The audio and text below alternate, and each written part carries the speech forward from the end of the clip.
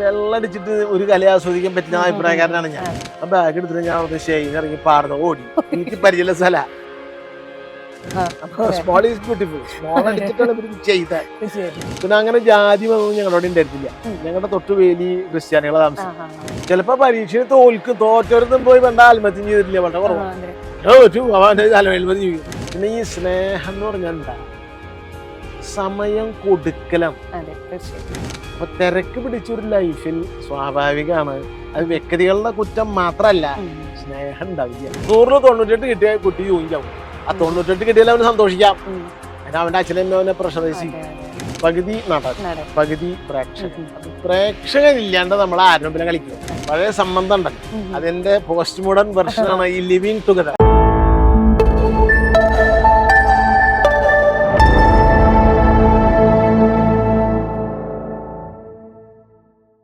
ഈ ആക്ഷേപഹാസ്യങ്ങൾ ചെയ്തിട്ട് ഏതെങ്കിലും നെഗറ്റീവായി മാറിയ ഏതെങ്കിലും വേദികൾ? നെഗറ്റീവ് എനിക്ക് അത് ഒരു സ്ഥലത്തുണ്ടായിട്ടുണ്ട്. നെഗറ്റീവ് വെച്ചാൽ അങ്ങനെയല്ല. അത് ഈ സ്ഥലത്തിന്റെ പേര് ഞാൻ പറയുന്നില്ല, വടക്കൻ പ്രദേശത്താണ്. ഞാൻ ന്യൂ ഇയർ ഈവൻ ഒരു പരിപാടി ഏറ്റു. ന്യൂ ഇയർ അവിടെ ചെന്നപ്പോ എനിക്ക് മനസ്സിലായി മുഴുവൻ വെള്ളടിയാ. അപ്പൊ എനിക്ക് ശരിയാവില്ല. ഇവിടെ നമ്പൂരി ബന്ധങ്ങൾ ആസ്വദിക്കാൻ കുറച്ചൊരു ഈ വെള്ളടിച്ചിട്ട് ഒരു കല ആസ്വദിക്കാൻ പറ്റുന്ന അഭിപ്രായക്കാരനാണ് ഞാൻ. ബന്ധങ്ങൾ മാത്രമല്ല, ഗാനമേള പറ്റില്ല, ഒന്നും പറ്റില്ല. പിന്നെ ഈ മറ്റേ അലമ്പുണ്ടാകാം. പരിപാടി ഞാൻ തുടങ്ങി ചെയ്യാണ്ട് പറ്റില്ലല്ലോ. പരിപാടി കുറച്ചാകുമ്പോ സ്റ്റേജിലേക്ക് പൂഴി വരുന്നു. അപ്പൊ എനിക്ക് മനസ്സിലായത് കുഴപ്പമുണ്ടാവും. വിങ് കർട്ടന്റെ സൈഡിൽ എന്റെ ബാഗ് വെച്ചിട്ടുണ്ട്. ആ ബാഗ് എടുത്തിട്ട് ഞാൻ അവിടെ സ്റ്റേജിൽ ഇറങ്ങി പാടുന്ന ഓടി. എനിക്ക് പരിചയമുള്ള സ്ഥല ഒരു വീടിന്റെ വരാന്തയാണ്.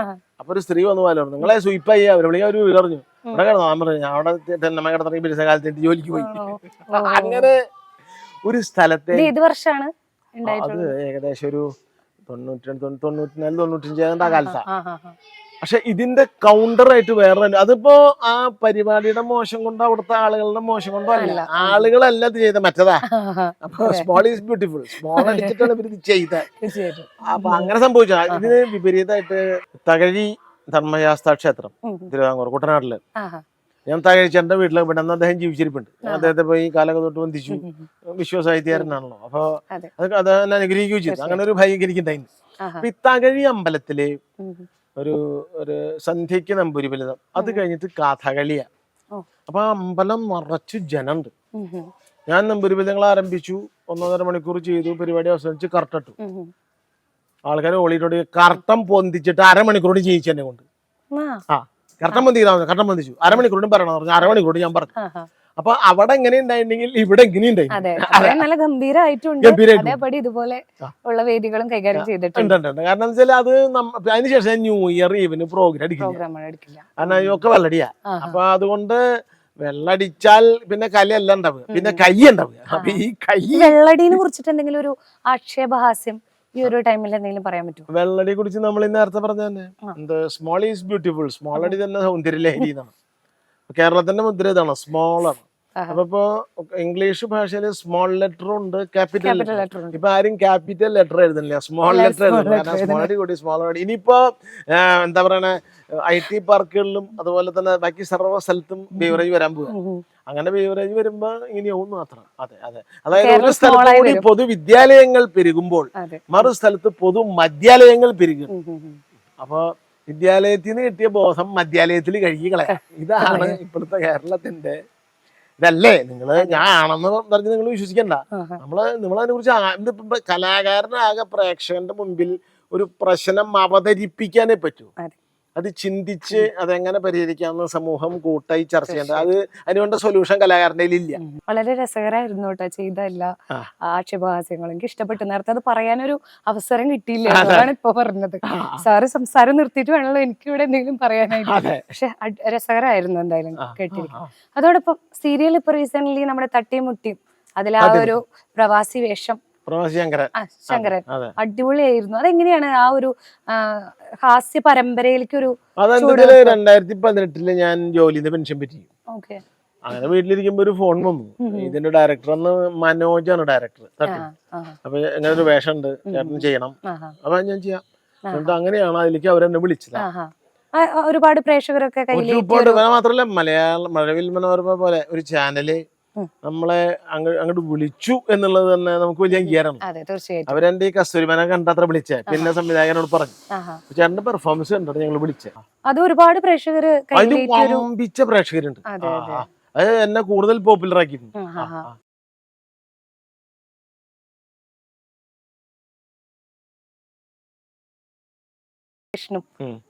ഒരുപാട് മാറ്റങ്ങൾ എന്തായാലും ഇപ്പൊ സമകാലീന സംഭവങ്ങളെ കുറിച്ചിട്ട് വ്യക്തമായിട്ട് ഒരു ധാരണയുള്ള വ്യക്തി ആയതുകൊണ്ട് ഇപ്പൊ എന്ത് ചേഞ്ചസ് ആണ് ഇപ്പൊ ഫീൽ ചെയ്യുന്നത്?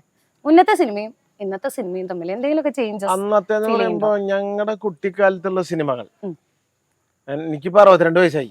അപ്പൊ ഞാൻ സിനിമ കണ്ടിട്ട് 12 വയസ്സിൽ ഞാൻ കണ്ടിട്ടില്ല. കണ്ടാൽ തന്നെ അത് മനസ്സിലാക്കാനുള്ള ബോധമില്ല. ഒരു 12 വയസ്സ് മനുഷ്യ ബോധം വെക്കലോ. അപ്പൊ 1.5 നൂറ്റാണ്ടായിട്ട് ഞാൻ സിനിമ കാണുന്ന ആളാണ്. അപ്പൊ നമ്മുടെ കുട്ടിക്കാലത്തെ സിനിമയിൽ വലിയ വലിയ കലാകാരന്മാർ, സത്യൻ സാറ്, മാസ്റ്റർ, അതുപോലെ നസീർ സാറ്, മധു സാർ, അങ്ങനെ ഷീലാമ്മ, ജയഭാരതി ചേച്ചി, അതുപോലെ അങ്ങനെ വലിയ ശാരദം, വലിയ വലിയ ആർട്ടിസ്റ്റുകളും പ്രതിഭാശാലികളായ സംവിധായകര്, തിരക്കഥാകൃത്തുകളൊക്കെ വന്നിട്ട് അതിങ്ങനെ പുതിയ പുതിയ രീതിയിൽ മനുഷ്യബന്ധങ്ങളെ വളരെ എന്താ പറയാ ഹൃദയസ്പൃക്കായിട്ട് ആവിഷ്കരിക്കാൻ അവർ ശ്രദ്ധിച്ചിരുന്നു. അവർക്ക് സിനിമ കലയാണെന്നും ജീവിതം രണ്ടാണെന്ന തിരിച്ചറിവുണ്ടായിരുന്നു. ജീവിതത്തിലെ സംഭവങ്ങളെ അവര് കലയിൽ ആവിഷ്കരിക്കുമ്പോൾ അവര് സിനിമാ നടന്മാരായും സിനിമാ സംവിധായകരായും തിരക്കഥാകൃത്തുക്കളായും സംഗീത സംവിധായകരും ഗാനരചയിതാക്കളായും ഒക്കെ നിൽക്കുമ്പോ തന്നെ അവർ നിൽക്കുന്നത് മണ്ണിലാന്നൊരു യാഥാർത്ഥ്യ ബോധം അവർക്കുണ്ടായിരുന്നു. നസീർ സാറിന്റെ ഒക്കെ എളിമ കണ്ടാൽ അവരൊക്കെ പഴയ കാലത്തെ പ്രസംഗങ്ങൾ കേൾക്കണം, സത്യൻ സാറിന്റെ. അപ്പൊ അവര് മധു സാർ, അവരുടെ ഒരു അറിവിന്റെ ഒരു ഡെപ്ത് നമ്മളെ അത്ഭുതപ്പെടുത്തും. അപ്പൊ ഈ തിരിച്ചറിവിന്നാണ് അവരെന്താവണത്, ഡൗൺ ടു ദ എർത്ത് ആവണത്. അപ്പോ പിന്നെ കാലങ്ങൾ മാറി വന്നു, പുതിയ പുതിയ തിരക്കഥാകൃത്തുകൾ വന്നു. അതിന്റെ ഒരു സിനിമയുടെ സ്ലോ ട്രാൻസിഷൻ അത് ഇങ്ങനെ മാറി വന്ന് പത്മരാജനെ പോലുള്ള ആൾക്കാർ വരുന്നു. ന്യൂ വേവ് സിനിമ എന്ന് വിളിച്ചിരുന്ന ഈ പോപ്പുലർ സിനിമ എന്ന് വിളിച്ചിരുന്ന സിനിമകൾ വരുന്നു, യവനിക വരുന്നു, പുതിയ നടന്മാര് വരുന്നു. അതൊക്കെ ഒരു ഘട്ടം വന്നപ്പോ എന്ത് പറ്റിയെന്ന് ചോദിച്ചാൽ സിനിമയിലെ അത് സമൂഹത്തിന്റെ പ്രതിഫലനം കൂടിയതല്ല, അതാണല്ലോ കല. ആർട്ട് എന്ന് പറഞ്ഞ ആർട്ട് നിഴലാണ്, വസ്തു സൊസൈറ്റിയാണ്, ജീവിതമാണ് വസ്തു, അതിന്റെ നിഴലാണ് എന്ത് കല. അപ്പൊ ഈ നിഴല് എന്ന് പറയുന്നത് എന്തിനാ പ്രതിഫലിപ്പിക്കുക? നമ്മളിപ്പോ ഒരു വെളിച്ചത്ത് നിഴല് കാണിച്ചാൽ വസ്തുവിനെ പ്രതിഫലിപ്പിക്കുക. വസ്തുവിനെ അങ്ങനെ തന്നെ പ്രതിഫലിക്കില്ല, കുറച്ച് വ്യത്യാസം ഉണ്ടാവും. കലയ്ക്ക് വ്യത്യാസമുണ്ട്. പിന്നെ എന്ത് പറഞ്ഞു, വസ്തു മാറിപ്പോയി. അതായത് കുടുംബ ബന്ധങ്ങളില്ല. അതുപോലെ ഇപ്പൊ ഭാര്യയും ഭർത്താവും തമ്മിൽ വഴക്കുണ്ടായാൽ അവർ പിരിയാൻ പോകണമെങ്കിൽ ആ പിരിയണയിൽ 2 പേരിൽ ഒരാൾക്കെങ്കിലും വേദന ഉണ്ടാവണം, അപ്പോഴേ കലയുള്ളൂ. നീ നിന്റെ വഴിക്ക് പോകാം, ഞാൻ എന്റെ വഴിക്ക് പോകാ പറഞ്ഞാൽ പിന്നെ മനുഷ്യബന്ധങ്ങൾക്ക് എന്ത് സംഭവിച്ചു? ഒരുതരം ശ്ലഥമായി അയഞ്ഞ ബന്ധങ്ങളായി ദൃഢത പോയിപ്പോ പിന്നെ കലയെ അത് കുറേശ്ശെ ബാധിക്കുകയും അത്തരത്തിലുള്ള കലകൾ രംഗത്ത് വരികയും അത്തരത്തിലുള്ള സമൂഹത്തിൽ ജീവിതം ആരംഭിക്കുകയും ജീവിക്കുകയും ചെയ്യുന്ന തലമുറയ്ക്ക് അത് രസിക്കും. നമ്മളെപ്പോലെ കുറച്ച് പിന്നാക്കം പോയി കുടുംബ ബന്ധങ്ങളുടെ ദൃഢതയിലും അതുപോലെ സ്നേഹിക്കുമ്പോൾ മറക്കുവാൻ പറയാൻ എന്തെളുപ്പം, മണ്ണിൽ പിറക്കാതിരിക്കലാണ് അതിലെളുപ്പം ഒരു പാട്ടുണ്ട്. കരയുന്നു പുഴച്ചിരിക്കുന്നു, കണ്ണീര് ഒലിപ്പിച്ച് കൈവഴികൾ പിരിയുമ്പോൾ. മനുഷ്യർ പിരിഞ്ഞു പോകുമ്പോൾ ദുഃഖം ഉണ്ടാവുകയും മനുഷ്യർ കൂടി ചേരുമ്പോൾ സുഖം ഉണ്ടാവുകയും ചെയ്യുന്ന അതിൽ നിന്നാണ് പ്രാഥമിക മനുഷ്യബന്ധങ്ങളിൽ നിന്നാണ് കല. മനുഷ്യബന്ധങ്ങൾ ഇല്ലാണ്ടായാൽ പിന്നെ കല ഉണ്ടാവും. പിന്നെ എന്ത് ബന്ധമാണുള്ള അതിന്റെ റിഫ്ലക്ഷൻ ഉണ്ടാവും. അപ്പൊ അത് ഈ പുതിയ തലമുറ മോശമാണെന്നൊന്നും അഭിപ്രായമില്ല. ഞാൻ പറഞ്ഞതിൽ അങ്ങനെയൊന്നും അർത്ഥമില്ല. പുതിയ തലമുറയിൽ വളരെ മിടുക്കന്മാരും മിടുക്കത്തികളും അതുപോലെ തന്നെ ജീവിതത്തെക്കുറിച്ച് ധാരണയുള്ളവരും പുതിയ പുതിയ ആശയങ്ങളുള്ള ആൾക്കാരും ഉണ്ട്. പക്ഷെ അവർക്ക് അവരുടെ സമൂഹത്തെയും അവരുടെ അനുഭവത്തെ ആവിഷ്കരിക്കാൻ പറ്റില്ല. അവർക്ക് ഞങ്ങളുടെ തലമുറയുടെ അനുഭവത്തെ ആവിഷ്കരിക്കാൻ അവർക്ക് അനുഭവം ഇല്ല. അപ്പൊ അങ്ങനെ 2 രീതിയിലുള്ളത് വരുമ്പോ പഴയ ആളുകൾക്ക് ഒരു അസ്വസ്ഥതയോ അല്ലെങ്കിൽ എന്തോ ഒരു സുഖല്യായോ അത് ഇതുമായിട്ട് പരിചയം ഇല്ലാത്തോണ്ട് സിനിമയിൽ അത് നമുക്കത് എഫക്ട് ചെയ്യുന്നുണ്ട് കാണുമ്പോ. ചില സിനിമയില് ഇപ്പൊ നന്മയുണ്ട്, നന്മച്ചാൻ പറ്റും, ഇത് പൊട്ടേന്നല്ല, നമ്മുടെ കാലത്തിന്റെ ഒരു റെസണൻസ് ഉണ്ട് ചില സിനിമ. അതില്ല. ഈ സിനിമ പോലെ തന്നെ ആളുകളിലും ചേഞ്ചസ് വന്നിട്ടുണ്ടോ? തീർച്ചയായിട്ടും ഉണ്ട്. കുട്ടിക്കാലത്ത് ഞാൻ വല്ലച്ചിറ തൃശ്ശൂർ എന്ന് പറയുന്ന ഒരു ചെറിയ ഗ്രാമത്തിൽ ജനിച്ചാളാണ്. അപ്പൊ അവിടെ എന്റെ കുട്ടിക്കാലത്ത് ഞാൻ ആ ഗ്രാമത്തിലെ എല്ലാ വീടുകളിലും പോവുകയും ചിലപ്പോ പല വീടുകളിൽ ഊണ് കഴിക്കുകയും ഉച്ചയ്ക്ക് അവിടെ കിടന്ന് ഉറങ്ങുകയും അവിടുത്തെ കുട്ടികൾ കളിക്കുകയും തിരിച്ചു വരും. മറ്റു വീട്ടിലെ കുട്ടികൾ നമ്മുടെ വീട്ടിലേക്കും വരാറുണ്ട്. എന്റെ അമ്മയ്ക്ക് എന്റെ പിറന്നാൾ ദിവസം മാത്രമല്ല, അയലക്കത്തുള്ള കുട്ടികളുടെ പിറന്നാൾ ദിവസമൊക്കെ അറിയാം. അയലക്കത്തുള്ള വീട്ടിലെ അമ്മയ്ക്ക് അവരുടെ കുട്ടിയുടെ പിറന്നാൾ മാത്രമല്ല എന്റെ പിറന്നാൾ. അപ്പൊ ഇങ്ങനെ ഒരു ഗിവ് ആൻഡ് ടേക്ക് സംസ്കാരം ഉണ്ടായിരുന്നു. പിന്നെ അങ്ങനെ ജാതി മതമൊന്നും ഞങ്ങളുടെ ഉണ്ടായിരുന്നില്ല. ഞങ്ങളുടെ തൊട്ടുവേലി ക്രിസ്ത്യാനികളെ താമസിക്കും. അപ്പൊ വലച്ചിറ പള്ളി പെരുന്നാളിന് അവർ അച്ചപ്പം കൊഴലപ്പം ഒക്കെ ഇങ്ങോട്ട് കൊണ്ടുവന്നിരും. ഓണം വിഷു തിരുവാതിരയ്ക്ക് ഞങ്ങള് എരിശ്ശേരി പുള്ളിശ്ശേരി കൂട്ടാനൊക്കെ കാളനൊക്കെ അങ്ങോട്ട് കൊടുക്കും, പായസം. അപ്പൊ ഇങ്ങനെ വളരെ ഫ്രീ ആയിട്ട് ഒരു ഹിന്ദു ക്രിസ്ത്യന്റെ മുസ്ലിംസ് അവിടെ അങ്ങനെ ഇല്ല, ആ പ്രദേശത്ത് അന്നില്ല, ഇപ്പോഴും കുറവാന്ന് തോന്നുന്നു. അപ്പൊ ഇങ്ങനെ ഒരു തരത്തിലുള്ള മതപരമായ ഈ എന്താ പറയാ ഇപ്പോഴത്തെ മാതിരി വേർതിരിവില്ലാണ്ട് ഞാൻ വളർന്നിരിക്കുന്നത്. അപ്പൊ അത് അയലൊക്കത്തൊരു കുട്ടി പരീക്ഷ അയച്ചാൽ ഞങ്ങൾക്ക് എന്റെ സന്തോഷമുണ്ട്, അയലൊക്കത്തൊരു കുട്ടി തോറ്റാൽ ഞങ്ങൾക്ക് എന്റെ വിഷമമുണ്ട്. അപ്പൊ ഇങ്ങനെയൊക്കെയുള്ള ഈ സാധനങ്ങൾ മുഴുവൻ പോയി. സൗഹൃദത്തിന് വരെ ഇതൊക്കെ എഫക്ട് ചെയ്തിട്ടുണ്ട്. സൗഹൃദം ഇല്ലല്ലോ, വളരെ കുറച്ചല്ലല്ലോ. ഉണ്ട്, വലിയെന്ന് ഞാൻ പറയുന്നില്ല, കുട്ടികളൊക്കെ കൂട്ടുകൂടി നടക്കണം. അതിങ്ങനെ ഹൃദയ ചുരുക്കം, ചുരുക്കത്തിൽ ഇങ്ങനെ ആംഗ്യം കാണിച്ചു ഇങ്ങനെ നിന്നിട്ട് ഇങ്ങനെ വന്ന് അവനവനിലേക്ക് മാത്രം ചുരുങ്ങി. അപ്പൊ അവനവനിലേക്ക് മാത്രം ചുരുങ്ങി തന്നെയാണ് ഈ ന്യൂക്ലിയർ ഫാമിലി. അപ്പൊ ഭാര്യ ഭർത്താവ് അര കുട്ടിയായിട്ട് ഉണ്ടാവില്ല, അപ്പൊ ഒരു കുട്ടി വേണമല്ലോ, കാൽക്കുട്ടി അരക്കുട്ടി അങ്ങനെ ഉണ്ടാവില്ല. അപ്പൊ ഒരു കുട്ടി ഉണ്ടാവും, കൂടിയ 2, പണ്ട് 10-15 മക്കളൊക്കെ ഉണ്ടാവും.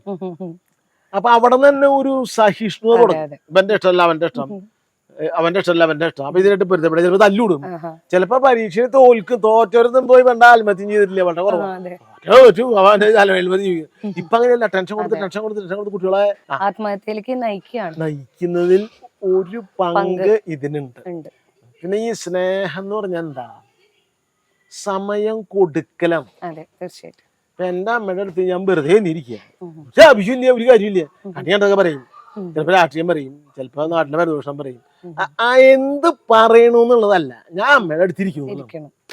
നിങ്ങൾ കല്യാണം കഴിച്ച ഭാര്യയുടെ ഇരിക്കില്ല, നിങ്ങൾ പുറത്തേക്ക് പോയി ഭാര്യയ്ക്ക് നിങ്ങളോട് അത്ര അറ്റാച്ച്മെന്റ് ഉണ്ടാവും. നിങ്ങൾ മക്കളെ കണ്ടൊന്നും കൊഞ്ചിക്കില്ല, കാശ് കൊടുക്കും മക്കൾക്ക്. അപ്പൊ മക്കളെ എന്ത് ചെയ്തു, വയസ്സായപ്പോ അച്ഛനും കാശ് കൊടുത്താന്ന് വിചാരിച്ച് ഇവിടുത്തെ തല്ലി. അപ്പൊ സമയം കൊടുക്കലാണ് സ്നേഹം. അപ്പൊ തിരക്ക് പിടിച്ചൊരു ലൈഫിൽ സ്വാഭാവികമാണ്, അത് വ്യക്തികളുടെ കുറ്റം മാത്രല്ല, സ്നേഹം ഉണ്ടാവില്ല, അവർക്ക് സ്നേഹിക്കാൻ പറ്റില്ല. എന്താ കാര്യം ചോദിക്കണേ. ഇപ്പൊ നമ്മളിപ്പോ ഒരു ഇന്റർവ്യൂവിന് വേണ്ടി സംസാരിക്കണം, ഒരു ലക്ഷ്യം ഉണ്ട്, ഇത് ടെലികാസ്റ്റ് ചെയ്യാന്നാണ്. ഞങ്ങളുടെ കുട്ടിക്കാലത്ത് പോത്തോട്ടപ്പറമ്പിന്റെ പറമ്പുണ്ട് അവിടെ മലച്ചിറ, അവിടെ ചെന്നിരുന്ന് ഈ നേരത്ത് തുടങ്ങിയ വൈകുന്നേരം 8 മണി വരെ വെറുതെ സംസാരിക്കും. ഇന്റർവ്യൂ ക്യാമറയൊന്നും ഇല്ല. എന്താ അതിന്റെ പ്രയോജനം? ആ സംസാരിച്ചാ ഞാൻ അതിന്റെ പ്രയോജനം. അപ്പൊ നമ്മുടെ പ്രശ്നങ്ങളോട് പറഞ്ഞു, അവന്റെ പ്രശ്നങ്ങളോട് പറഞ്ഞു, അപ്പൊ അയലത്തോന്റെ പ്രശ്നം, ആകെ പ്രശ്നം. അപ്പൊ ഹൃദയം തുറന്നു. ഇത് ഹൃദയം തുറക്കാണ്ട് സംസാരിക്കാണ്ട് ഉള്ളിൽ ഒതുക്കി പിടിച്ചിട്ട് എന്ത് ചെയ്യുക, ചെക്കൻ പോയി തൂങ്ങിയാവുക, അല്ലെങ്കിൽ 100-98 കിട്ടിയ കുട്ടി തൂങ്ങിച്ചാവുക. ആ 98 കിട്ടിയാലും അവന് സന്തോഷിക്കാം, അതിന് അവന്റെ അച്ഛനമ്മ അവനെ പ്രഷറൈസ് ചെയ്യും. അപ്പൊ ചുരുക്കത്തിൽ കുട്ടികളെ പോലും ഇൻവെസ്റ്റ്മെന്റ് ആയിട്ട് കണ്ടു തുടങ്ങി. ഇവനെ പഠിപ്പിച്ച് ഡോക്ടറാക്കി, ഇവന്റെ ഇതിൽ അച്ഛനമ്മ ഒരുതരം വിരമിക്കണു, എല്ലാം അർത്ഥമില്ല. അങ്ങനെ സമൂഹ ബന്ധങ്ങൾ സമൂലം മാറിപ്പോവുകയും ഒരു ഫ്ലാറ്റ് ഇപ്പൊ മോശമല്ല, ഇപ്പോഴത്തെ നിലയ്ക്ക് ഫ്ലാറ്റാ നല്ലത്, കാരണം ഒരുമിച്ച് ജീവിക്കുന്ന ഒരു ഫീലെങ്കിലും ഉണ്ട്. അപ്പോ അങ്ങനെ വന്നപ്പോൾ മനുഷ്യബന്ധങ്ങളിൽ അതിന്റെ പരിണത ഫലമായിട്ടുണ്ടായിട്ടുള്ള മാറ്റങ്ങളെ മാത്രമേ പുതിയ കലയ്ക്ക് ആവിഷ്കരിക്കാൻ പറ്റൂ. പഴയ കല ആവിഷ്കരിച്ചാൽ അത് കാണില്ല എപ്പോഴും, കാരണം ആ സൊസൈറ്റി ഇല്ല.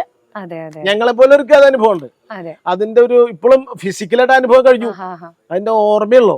ആ ഓർമ്മ അവിടെ കാണുമ്പോ നമുക്ക് സൂഹിക്കും, ആ ഓർമ്മയും പോലും ഇല്ലാത്തവർക്കോ ഭയങ്കരമായിട്ട് ചിന്താഗതിയിൽ വരെ ആളുകൾക്ക് വ്യത്യാസം വന്നൂലോ, വന്നു, എല്ലാത്തിലും വ്യത്യാസം വന്നു. അപ്പൊ അതിനെ റിഫ്ലക്ട് ചെയ്യുന്ന സിനിമകളെ, നോവലുകളെ, എഴുത്തുകളെ, നാടകങ്ങളെ ഉണ്ടാവുള്ളൂ. അതാണ് അതിന്റെ എന്റെ നോട്ടത്തിൽ. ഇത് തെറ്റാവാം, ശരിയാവാം, ഇതിന്റെ പരിമിതികൾ. എന്റെ വ്യൂ അങ്ങനെയാണ്. സാറിന് ഒരുപാട് അച്ചീവ്മെന്റ്സ് കിട്ടിയിട്ടുണ്ടാവും. എന്താണ് വളരെ മെമ്മറബിൾ ആയിട്ട് സാറ് സൂക്ഷിക്കുന്ന ഏതെങ്കിലും അച്ചീവ്മെന്റ്സ് ഉണ്ടാവില്ലേ? അത് എന്നെ സംബന്ധിച്ചേ, എനിക്ക് ആര് എന്ത് അംഗീകാരം തന്നാലും എനിക്കത് വിലപ്പെട്ടതാണ്. അപ്പോ അതിപ്പോ നമ്മളിപ്പോ ഞാനൊരു പെർഫോമർ ആയതുകൊണ്ട് നമ്മൾ സ്റ്റേജിൽ പെർഫോം ചെയ്യുമ്പോ അവിടുത്തെ പ്രേക്ഷകൻ നമ്മുടെ പരിപാടിക്ക് കൈയടിക്കുന്നതാണ് കിട്ടാവുന്നതിൽ വെച്ച് ഏറ്റവും വലിയ അംഗീകാരം. പക്ഷെ ഞാൻ ഒരു എഴുത്തുകാരനും കൂടിയാ. ഞാൻ 4 പുസ്തകം എഴുതിയിട്ടുണ്ട്. അതിലിപ്പോ വികടവാണി എന്ന് പറയുന്ന ഹാസ്യ പുസ്തകം, ഹാസ്യ ലേഖനങ്ങളുടെ സമാഹാരമാണ്. അത് എൻ്റെ ഗുരുനാഥൻ മഹർഷി മഹാവി ഗുരുശ്രീ പ്രൊഫസർ പി കൃഷ്ണകുമാർ, അദ്ദേഹം വിശ്രുതി വൈഖരി എന്നൊരു മാസികകൾ നടത്തിയിരുന്നു. അതിലെഴുതിയ ഹാസ്യലേഖനങ്ങളും രാഷ്ട്രദീപിക സായാഹ്ന പത്രമുണ്ട്, അതിലെഴുതിയ കോളം, തൃശ്ശൂർ ആകാശവാണി ചെയ്ത വികടവാണിന്റെ പരിപാടി, ഇതിലെ സാധനങ്ങളെ കൂടി സമാഹരിച്ച ഹാസ്യലേഖന സമാഹാരമാണ്. അതിന് 2006 കേരള സാഹിത്യ അക്കാദമിയുടെ ഏറ്റവും നല്ല ഹാസ്യ സാഹിത്യത്തിനുള്ള അവാർഡ് കിട്ടി. അതെനിക്കൊരു ഇൻസ്റ്റിറ്റ്യൂഷൻ തരുന്ന ബഹുമതിയാണ്. അത് ഞാൻ വളരെ വിലമതിക്കുന്നു. പിന്നെ ഈ പറഞ്ഞ മാതിരി എല്ലാ സ്ഥലത്തുനിന്നും എനിക്ക് പുരസ്കാരങ്ങൾ കിട്ടിയിട്ടുണ്ട്. ഒരുപാട് ജനങ്ങള് പിന്നെ ഇതൊക്കെ ഈ പുരസ്കാരങ്ങളൊക്കെ നമുക്ക് വിലമതിക്കുന്നതാണ്. ഇപ്പൊ സാഹിത്യകൃതിക്ക് അക്കാദമി പുരസ്കാരം തന്നെ പറ്റുള്ളൂ, അത് ജനങ്ങളുടെ മുമ്പിൽ കിട്ടില്ലല്ലോ. തീർച്ചയായിട്ടും ജനങ്ങൾ വായിച്ചിട്ട് നല്ലതൊക്കെ പറയും. പക്ഷെ അതിന്റെ ഒരു അംഗീകാര സ്വഭാവം, ഔപചാരികമായ അല്ലെങ്കിൽ കോൺക്രീറ്റ് ആയ മൂർത്തമായ ഒരു അംഗീകാര സ്വഭാവം വരുന്നത് ഇങ്ങനെ അക്കാദമി അവാർഡ്. കേരളത്തിലെ ഏറ്റവും വലിയ അവാർഡ് വലുത് വെച്ചാൽ വിലമതിക്കത്തക്ക ഒരു സാധനമാണ് എന്നെ സംബന്ധിച്ച. പിന്നെ രണ്ടാമത്തെ കാര്യം, ഈ നേരത്തെ ഞാൻ പറഞ്ഞത് കിട്ടുന്ന കയ്യടി, അതിന് തുല്യം യാതൊന്നുമില്ല. അത് നമുക്ക് തരുന്ന ഒരു ആനന്ദം, അത് അപ്പൊ കിട്ടും സ്റ്റേജില്. ഇന്ന് എല്ലാവർക്കും കൈയടിക്കാനായിട്ട് ഭയങ്കര മടിയാണ്. പറഞ്ഞു കൈയടിക്കും, നിങ്ങളോട് കൈ കൊടുക്കും. ഞാൻ ചില സ്ഥലത്ത് സൗകര്യം ഉണ്ടെങ്കിൽ അടിച്ചാൽ തോന്നുന്നുണ്ടെങ്കിൽ മാത്രം കൈയടിച്ചാൽ നമുക്കൊരു കൈയോടി വിലക്കാം. അവിടെ തന്നെ ബിരിക്ക് കഴിക്കുന്ന ആഗ്രഹിക്കുക. അപ്പൊ ശരിക്കും പറഞ്ഞാൽ നിർബന്ധിച്ച് കയ്യടി ഇങ്ങോട്ട് വാങ്ങുന്ന പോലെ എന്ത് നിർബന്ധിച്ചു വാങ്ങിയാ അതിന് രസമില്ല. നിർബന്ധിച്ച രസമുള്ള ഒരു കല്യാണം കഴിക്കാൻ പെണ്ണെ നിർബന്ധിച്ചു കൊണ്ടുവന്ന അതിന്റെ സ്വഭാവം അറിയും. അപ്പൊ അത് കല്യാണമല്ല. അപ്പൊ അതുകൊണ്ട് ചെക്കനും പെണ്ണും കണ്ട് പരസ്പരം ഈ പരസ്പരം ഇഷ്ടപ്പെടുക എന്നുള്ള ഓഡിയൻസും ഒരു ദമ്പതി സ്വഭാവം ഉണ്ട് അതിന്. അല്ലെങ്കിൽ നടൻ പാതി പ്രേക്ഷകൻ പാതി, അർദ്ധനാരീശ്വരൻ എന്നാണ്. ശരി, പകുതി നടൻ പകുതി പ്രേക്ഷകൻ. അപ്പൊ പ്രേക്ഷകൻ ഇല്ലാണ്ട് നമ്മൾ ആരോപണ കളിക്കുക. എനിക്ക് വലിയ സംഭവങ്ങൾ എന്തെങ്കിലും ഉണ്ടാവും, ഞാൻ ഇവിടെ കയറി ഇവിടെ ആരും ഇല്ലെങ്കിൽ ഞാൻ ആരോട് പറയും. അപ്പൊ അതുപോലെ പ്രേക്ഷകനാണ് ശരിക്കും എന്തിനു വിജയിപ്പിക്കുന്നത്? ഒരു പരിപാടി. നമുക്ക് നമ്മുടെ കയ്യിലുള്ള സാധനങ്ങള് നമ്മുടെ കഴിവിന്റെ പരമാവധി ഉപയോഗിച്ച് നമുക്ക് അവതരിപ്പിക്കാം. പക്ഷെ അത് ജീവിക്കുന്നത് എവിടെയാ? പ്രേക്ഷകരില്ല. ആ പ്രേക്ഷകനാണ് വാസ്തവത്തിൽ ഇതിനെ ജയിപ്പിക്കുന്നത്. ഏത് രംഗകലി, സിനിമയിലും പ്രേക്ഷകർ വേണ്ടേ? പിന്നെ പ്രേക്ഷകർ വരുന്നു, പ്രേക്ഷകരില്ലെങ്കിൽ ഒരു കലയില്ല. അതുപോലെ ഈ വൺ മാൻ ഷോ, അതുപോലെ സ്റ്റാൻഡപ്പ് കോമഡി, ഇതിന്റെ ഒക്കെ പ്രത്യേകതകൾ എന്താണ്? അതിന് പ്രത്യേകത എന്ന് പറഞ്ഞാൽ ഒരാള് ചെയ്യുന്നു എന്നുള്ളതാണ് ശരിക്കും. ഈ സ്റ്റാൻഡപ്പ് കോമഡി ഇപ്പൊ വളരെയധികം ഒരുപാട് വൻ നഗരങ്ങളിൽ വളരെയധികം എന്താ പറയാ മറ്റേ സ്വാധീനം ചെലുത്തുന്നു. ഒരുപാട് ആളുകൾ ഇതിലേക്ക് ഇറങ്ങി വരുന്നുണ്ട്, ധാരാളം ആളുകൾ ആവിഷ്കരിക്കാൻ പറ്റുന്നു. അപ്പൊ വാസ്തവത്തില് ഈ അതിപ്പോ മുഴുവൻ അങ്ങോട്ട് അങ്ങനെ വെക്കണ്ട. പക്ഷെ സ്റ്റാൻഡപ്പ് കോമഡിയുടെ കേരളത്തിലെ പഴയ രൂപം ചാക്യാർ കൂത്ത. ഒരാള് നിന്നിട്ട് കോമഡി പറയുന്നു. അത് അതിന്റെ രീതികൾ വേറെ മാത്രം കഥ പറയുന്നു. ആധുനിക കാര്യങ്ങൾ അന്ന് അവരുടെ സമൂഹത്തിലെ കാര്യങ്ങൾ. ഏതുപോലെ പഴയ സംബന്ധം ഉണ്ടല്ലോ, അതെന്റെ പോസ്റ്റ് മോഡേൺ വെർഷനാണ് ഈ ലിവിങ് ടുഗദർ. മുഴുവൻ അങ്ങനെയല്ല, വേണമെങ്കിൽ അങ്ങനെ പറയാം എന്ന് പറയുന്ന പോലെ. അപ്പൊ ഇതിന് ഒരുപാട് സാധ്യതകളുണ്ട്. ഒരാളേ ഉള്ളൂ, എന്തു വേണമെങ്കിൽ പറയാം. ഈ മറ്റേ ഇപ്പൊ മോട്ടിവേഷൻ ട്രെയിനർ പറഞ്ഞ മതിയാ വരുന്നത്. ഒരു മോട്ടിവേഷൻ ട്രെയിനർ തെറി പറഞ്ഞിട്ട് അയാൾ ഓടിച്ചു. തെറിയും പറയാം, നല്ലതും പറയാം. തെറി പറഞ്ഞാൽ തെറിയുടെ റിയാക്ഷൻ ഉണ്ടാവും, നല്ലത് പറഞ്ഞാൽ നല്ലതിന്റെ റിയാക്ഷൻ ഉണ്ടാവും. അപ്പൊ ഈ സ്റ്റേജിൽ നിൽക്കുന്ന ആളുടെ വായന, വിജ്ഞാനം, അറിവ്, നർമ്മബോധം, അത് അഭിനയ പാഠവം, അതുപോലെ തന്നെ ആശയാവിഷ്കാര ക്ഷമത, ഇതൊക്കെ തന്നെ ചേർന്നിട്ട് ഇയാൾക്ക് ഈ ലോകത്തുള്ള സർവ്വ വിഷയവും ഈ വൺ മാൻ ഷോയിൽ അവതരിപ്പിക്കും. അതെങ്ങനെ വേണം, എവിടെ എന്ത് അവതരിപ്പിക്കണം, ഏത് രീതിയിൽ അവതരിപ്പിക്കണം, എത്ര അളവിൽ അവതരിപ്പിക്കണം, എത്ര നേരം അവതരിപ്പിക്കണം, എന്തൊക്കെ കാര്യങ്ങൾ പറയണം എന്നുള്ളത് അത് it varies from stage two stage ആണ്. ഓഡിയൻസ് ടു ഓഡിയൻസ് മാറിക്കൊണ്ടിരിക്കും. അപ്പൊ ഇതിന്റെ പ്രത്യേകത ഭയങ്കര സ്കൈ ഈസ് ദ ലിമിറ്റ് എന്ന് പറയുന്നത്. ഇപ്പൊ പറഞ്ഞു തുടങ്ങി sky is not the limit. ആകാശത്തിന്റെ പ്രതിയും പോവാം, ബഹിരാകാശത്തേക്ക് പോവാം. അതെ, സ്പേസ് ഈസ് ദ ലിമിറ്റ് എന്നൊക്കെ പറയാം. അത്രമാത്രം വിഷയങ്ങൾ ഇയാളുടെ മിടുക്കും വായനയും അനുസരിച്ച് അവതരിപ്പിക്കാം. ഇതിന്റെ പരിമിതി എന്ന് പറഞ്ഞാൽ ഒരാളെ ഉള്ളൂ എന്നുള്ളത് കൊണ്ട് ആ ആളുടെ എനർജി, അയാളുടെ പറയാനുള്ള കപ്പാസിറ്റി, അയാളുടെ അപ്പോഴത്തെ ശാരീരിക മാനസിക അവസ്ഥ. ഒരു മാസം മുമ്പ് ഒരു പരിപാടി തലേദിവസം ജലദോഷം വന്നാൽ ശബ്ദം അടയും. അതെ തീർച്ചയായിട്ടും. ശരീരത്തിന് ക്ഷീണം വന്ന ഇങ്ങനെ അത് എല്ലാ നാടകത്തിലൊക്കെ സംഭവിക്കും. പ്രത്യേകിച്ച് വൺ മാൻ ഷോ ആകുമ്പോൾ അവിടെ ഒരാളുള്ളൂ. അതെ ഒരാൾ നിന്നിട്ട് ഈ ആളുകളെ മുഴുവൻ ഒറ്റ ചരടിലുണ്ട് പിടിക്കണം. അതെ അതെ അവരിരിക്കണം നമ്മളെ പേടിച്ചിട്ടല്ല, പേടിച്ചിട്ടല്ല. അതെ അപ്പൊ ഒട്ടനെ കൊളം പറയും. അപ്പൊ അങ്ങനെ ഈ ആൾക്ക് ബാധിക്കാവുന്ന കാര്യങ്ങളും പിന്നെ അയാളുടെ പരിമിതി ഉണ്ട്. ഒരാൾക്ക് അറിയാവുന്ന എന്തൊക്കെ പറഞ്ഞാലും ഒരാൾക്ക് മനസ്സിലാക്കാവുന്ന കാര്യങ്ങൾക്കും ആവിഷ്കരിക്കാവുന്ന കാര്യങ്ങൾക്കും ഒരു പരിമിതി. തീർച്ചയായിട്ടും. ഇതാണ് ഇതിന്റെ പരിമിതി. നാടകമാകുമ്പോൾ 5-6 കഥാപാത്രങ്ങളുണ്ടാവും. അപ്പൊ ഒരുത്തൻ ഇത്തിരി ഡൗൺ ആയാലും മറ്റൊരു മേക്കപ്പ് ചെയ്യും. അങ്ങനെ ഡൗൺ ആവാൻ പാടില്ല, എല്ലാവരും ഒരുമിച്ച് നിൽക്കുന്ന വേണം. അല്ല അങ്ങനെ സംഗതിവശാൽ സംഭവിച്ചു.